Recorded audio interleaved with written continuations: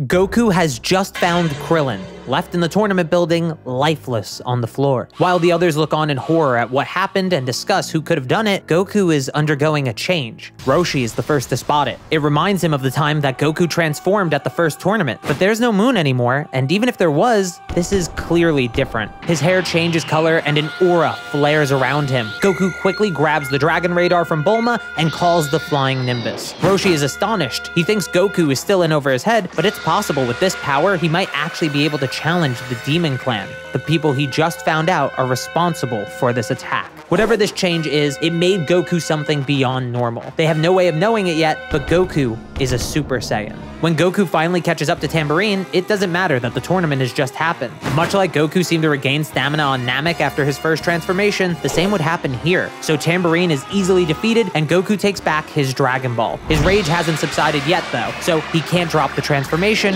which actually works in his favor. King Piccolo senses the death of Tambourine and begins to pursue the Dragon Ball that Tambourine was collecting. The Demon King is astonished to learn that the Dragon Ball is heading towards a second Dragon Ball. He figures that he can accomplish 2 goals at once this way, so he heads for the same Dragon Ball. In his rage, Goku was trying to collect the Dragon Balls to revive Krillin, the only thing that would quell his anger. Goku beats King Piccolo to Yajirobe's location, and he's already gotten the Dragon Ball from Yajirobe, who was scared by Goku's frightening demeanor. Once Piccolo arrives, he faces Goku as he did originally, but even with his power being a little higher due to him not making Symbol, he's still no match for a Goku with a 50 times multiplier. Piccolo trying to get the Dragon Balls from Goku made it clear that he was an ally of the creature that killed Krillin. Anger overtook Goku once again, and in what isn't much of a fight, he defeats the Demon King with ease. But Piccolo was more resilient than he thought, and barely clinged on to his life. Goku left to continue collecting the Dragon Balls, but this gives Piccolo the chance to produce a final offspring, a reincarnation of himself with the potential to surpass the original in every way. Defeating the Demon King was enough for Goku's rage to subside, but his mission isn't done yet. Now back in base form, he rides the Kinto-Un, and using the Dragon Radar, Goku quickly collects all the Dragon Balls. Krillin is revived along with anyone else killed by the Demon Clan as specified by Roshi, and things are seemingly good. Perhaps a time of peace was truly upon them, but of course, things are never so simple. Kami eventually realizes why he's still alive, and has Master Karin bring Goku to his palace. So Goku, hearing that God wants to see him, jumps on the opportunity to train and get stronger, not yet told of the lingering threat on the world below. When he arrives on the lookout, he's tested by Mr. Popo, who can't understand how Goku beat King Piccolo with his current power. Eventually, Kami comes out and inspects Goku himself. Goku is shocked to see what seems to be Piccolo, but Popo and Kami explain to him the truth of Piccolo's origins. Goku understands and asks why he was brought to the lookout. Kami explains that the Demon King managed to reincarnate before dying. Goku realizes his rage probably blinded him, so he didn't see the Demon King do it. Kami then asks Goku about this rage of his. It's clear Goku lacks the power on his own to defeat the Demon King, so this rage must be connected to it. Goku says he doesn't know, but his friends told him that when he got angry at Krillin's death, it turned into power and changed his hair color. Kami asks if he can use that power at will,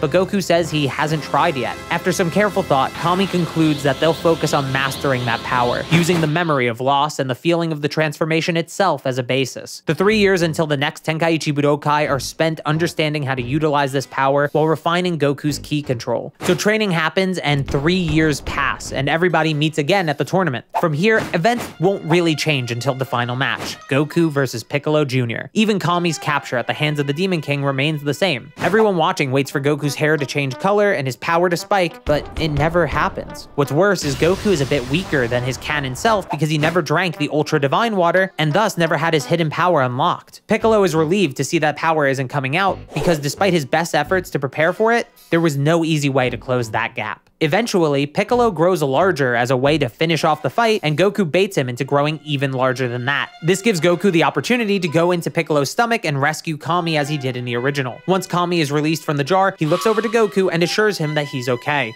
Goku lets out a sigh of relief and looks back to Piccolo with a smile on his face. Roshi tells Kami that there's no way Goku can win and asks what they should do, but Kami tells them not to worry and says to trick Piccolo, he had to trick everyone. Kami points to the arena where Goku's hair begins to stand up and his power begins to grow. Goku transforms into a Super Saiyan once again, and now Piccolo has no chance of winning. Kami assumes that Goku was waiting for an opportunity to save him before finishing the fight with Piccolo, and he's right. With the power of the Super Saiyan under his control, Goku wins the fight and saves the day. Kami, of course, goes to finish off the Demon King's reincarnation, but Goku stops him as he did originally. Then Goku denies the opportunity to take over as Earth's god God, and Dragon Ball ends in a similar way to how we remember. Now onto Dragon Ball Z, where everyone's favorite non-character Raditz shows up to kidnap his nephew and beat up his brother in the hopes that his brother will become a space pirate.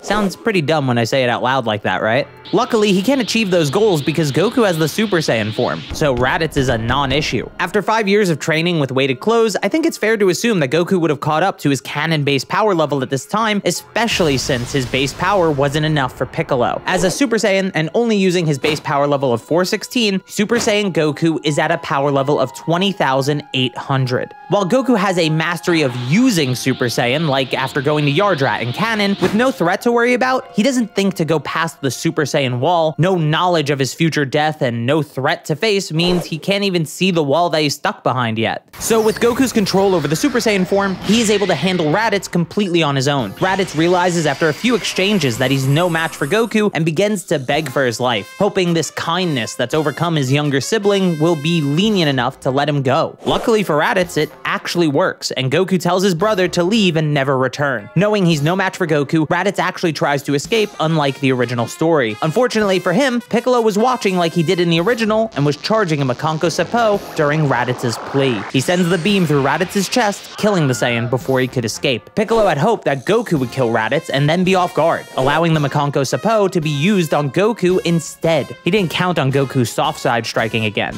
especially not with a threat like this. Goku quickly turns to yell at Piccolo and say that this was completely unnecessary, but Raditz just laughs as he lays on the ground. For a moment, he feared that Goku was the Super Saiyan of legend, but that mercy was something the Super Saiyan could never have. Goku doesn't know what the Super Saiyan is, and he doesn't really care. He just wants to live a peaceful life on Earth. Raditz wishes he could have killed more Earthlings just to spite his naive younger brother, but at the very least, Nappa and Vegeta will come and take care of him. It should only take them a year to arrive on Earth and avenge him. Goku turns to Bulma and tells her to get the Dragon Radar. Some people were probably killed by Raditz and they need to be wished back. That was the wrong thing to say. The death of someone as pathetic as Raditz would never be enough to bring Nappa and Vegeta to Earth, but the allure of the Dragon Balls, Vegeta thinks this is their chance to gain immortality and overthrow Frieza. Nappa asks how they'll handle Kakarot if his power level is really over 20,000, but Vegeta tells Nappa not to worry. The scouter probably malfunctioned. Kakarot's power level being 2,000 makes far more sense and would still be more than enough to beat Raditz with ease. But in the off chance that he actually has a power level of 20,000, the Earth has a moon, and the Ozaru form makes both of them his superior. Raditz even mentioned that Goku lost his tail, so they actually have the advantage here. Nappa's nervous face turns to a smile. The Super Saiyan was supposed to be unbeatable, but Raditz even said that Goku couldn't be the Super Saiyan, so there was just no need to worry. Back on Earth, Kami gets in touch with both Goku and Piccolo. While Piccolo isn't allowed on the lookout, he suggests the two train together for the next year. If Piccolo can manage to catch up to Goku's transform state quickly, then that will give them their best chance against the upcoming Saiyans. Goku asks if that's even necessary. Are the two Saiyans really that big of a threat? Kami lets out a sigh and tells Goku that they could transform as well, but it's different than Goku's form. This transformation multiplies their power several-fold, and with it, they'd be beyond Goku. So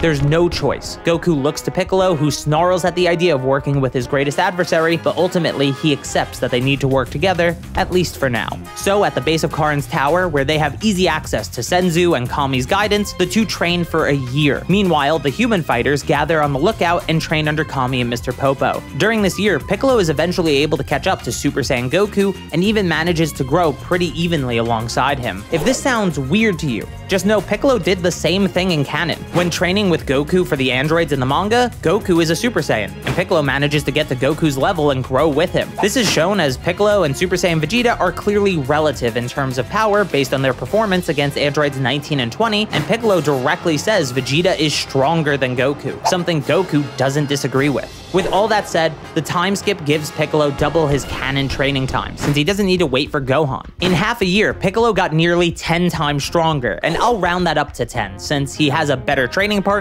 and double that for the full year of training. So base Goku, since Piccolo is keeping up with Super Saiyan Goku, gets 20 times stronger, putting him at 8,320. That's right, it's a power level over 8,000. pretty much what he had in canon anyway. Doesn't sound too crazy when I put it like that, does it? Multiply that by 50 and you get 416,000. This should be the pair's shared power level for this arc. Now, you may realize by the time the Saiyans arrive on Earth, Goku and Piccolo are just way too much for them. When they land on the planet, they fly towards the highest power levels on Earth. Goku and Piccolo both suppressed at 5,000 each. Nappa is a bit hesitant due to his power level being a mere 4,000, but Vegeta tells him to make a power ball and they'll have no issues. So at the cost of some of his own power, Nappa creates an artificial moon and the two transform into their Ozaru forms. Goku and Piccolo expected this, so they split up and fight one each. Piccolo handles Nappa while Goku goes after Vegeta. Vegeta laughs at Goku for thinking he could take him one-on-one, but Goku transforms into a Super Saiyan, silencing him instantly. Vegeta can't believe what he's seeing. Something deep inside him knows that this is the Super Saiyan of legend, and he's not sure he can beat him. Piccolo is also easily handling Nappa to the surprise of Vegeta, but he can't look away for long as Goku begins to attack. The battle is short and ultimately ends with Goku cutting off Vegeta's tail, returning him to base form. Vegeta tells Goku that he's shocked to see him as a Super Saiyan and that a Namekian could be so strong. This is the second time Goku is hearing about being a Super Saiyan. Maybe he really is the Super Saiyan that Raditz spoke about, and Namekians were something new to him entirely. He wants to know more, but before he can ask, Piccolo comes over and finishes off Vegeta, having easily handled Nappa. Goku doesn't know if he needed to go that far again, but at the very least, he didn't see Vegeta as someone with great potential like he does in the main story, so he's not too bothered by it. This leads to a strange period of time where Frieza isn't really relevant. While I think he'll likely still invade Namek due to the intel from Raditz's scouter, the Dragon Balls will either turn to stone or he'll have no way to activate them. This leads to a terrible fate for the Namekians, but also leaves Frieza believing the Dragon Balls were just a myth after all. Vegeta's death was interesting to Frieza due to his fear of a Super Saiyan, but the only intercepted communications put him to rest as Vegeta, Nappa, and Raditz agreed that Goku wasn't the Super Saiyan, which means life on Earth is actually peaceful.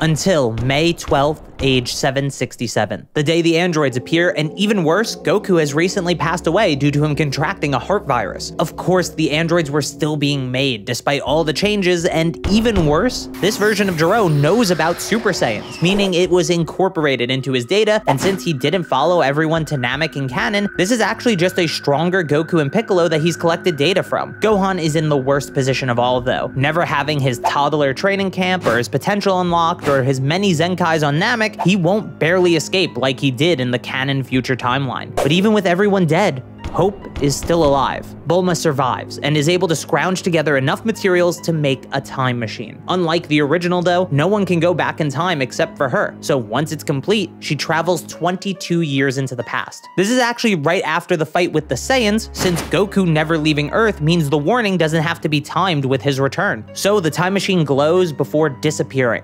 reappearing in some woods. Bulma looks across a nearby river to see the home of the Son family. It worked. Her first task wasn't to warn Goku and the others though. She uses the Dragon Radar she brought with her to locate the 7 Dragon Balls over the course of a few days. Afterwards, she summons Shenron and learns exactly where Gero's lab is. After she's completed that mission, she tells Goku of the terrible future she's had to endure, and he agrees to fight the androids. She asks that he trains and goes to Gero's lab afterwards. She plans to stay in the timeline until then in hopes of finding something in the lab that can be used to destroy the future androids as well, so they have to wait until the androids are started to get those plans. Goku agrees so long as he gets to fight, and she smartly promises he will even if they go early. She also asks that Gohan is trained too. Chi-Chi seems a bit reluctant, but after hearing what happened to her son in the future, she quickly agrees. This is very important, since this version of Gohan actually inherited more S cells from Goku than canon Gohan, so he's able to access the Super Saiyan form with very little effort, like Goten and Trunks did. Goku also remembers his month in the time chamber on Kami's lookout, but he doesn't want to use it again since they have 5 years to train. What he more importantly remembers is the increased gravity of the room. So he asks future Bulma if she'd be able to make something that could increase the gravity, and she says it should be possible to make a room for it at Capsule Corp, so with the help of her present self, don't worry, they get along great, and Dr. Brief, they make a gravity room, similar to the one Vegeta trained in before the androids appeared in canon. So Goku gets Piccolo to train with him and Gohan in the increased gravity. Senzu's help them recover quickly and gives Gohan his missing Zenkais as well. Now remember, Goku on his way to Namek got around 10 times stronger from Zenkais and gravity training in about 5 days, since he rested on the final day. That's absurd. Now imagine if the gravity went up to 300 times like Vegeta's gravity room, and he he trained for years instead. It's basically unquantifiable, but he definitely should be more than enough for the androids, especially when you consider Gohan's potential, and more importantly, Goku finally seeing it. What lies beyond the Super Saiyan wall? In canon, it took him 10.5 months in the time chamber to master Super Saiyan. Here, where Gohan could go Super Saiyan quickly, it'll be a much shorter process. And even if it wasn't, they have more than enough time to master Super Saiyan compared to the canon version of events. So after 3 years of preparation,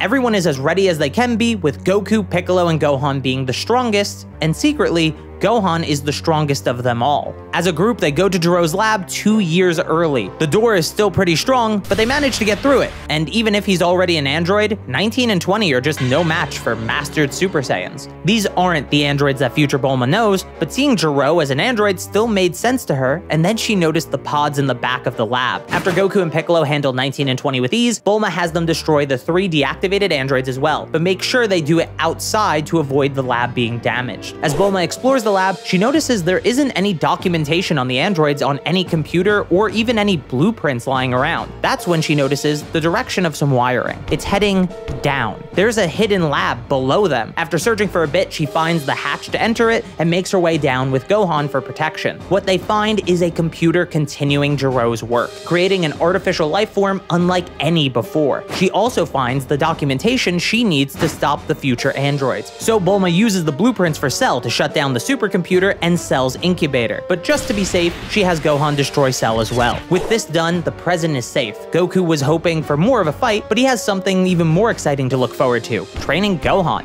During their preparation for the androids, he saw glimpses of Gohan's hidden power, so he wants to use that power to grow his son into someone capable of defending the Earth. Future Bulma's warning showed him a glimpse of an Earth that didn't have a new defender, so he's ready to pass things over to the next generation, like his son. After this, future Bulma returns to her timeline, where she promptly shuts down the androids and goes to Gero's hidden lab to stop Cell from ever being born. This is the safest the future timeline has ever been. Back in the present, Goku gets Chi-Chi to agree to Gohan going on a short training journey with his father on the condition that Gohan keeps up his schoolwork while traveling. He accepts her condition and takes Gohan to learn the fundamentals of martial arts from the ground up, both of them maintaining mastered Super Saiyan as they do. First, they go to Son Gohan's house on Mount Paozu, where Goku was raised. He teaches Gohan the martial arts that Grandpa Gohan first taught him. Next, they go to Kame House, and Roshi has them do manual labor, just like Goku and Krillin did as kids. Then they go to Karin's tower, climbing it together quickly and trying to catch Master Karin to get the sacred water. Karin remarks that this will be too simple for them as they are now, so to make it interesting, he has them lower their power to match his. Both of them have to catch him with better movement alone. So both of them take turns trying to catch the god of martial arts, honing their movements as they do. After a few days, both manage to catch him and drink the sacred water. Gohan realizes it did nothing, and